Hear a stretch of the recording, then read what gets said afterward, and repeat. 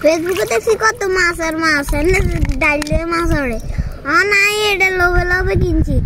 ইরফান আমরা আজ সামনে আনতে উঠে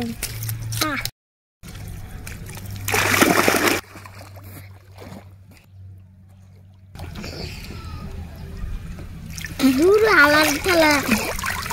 যে এক সপ্তাহ ধরে আমরা গিয়ে হাতে একদম মাছ উঠে না মাছের লাই শুটকি দিছি লাইয়ের বাসা ভাঙি দিছি ফিট দিছি মাছের আদার দিছি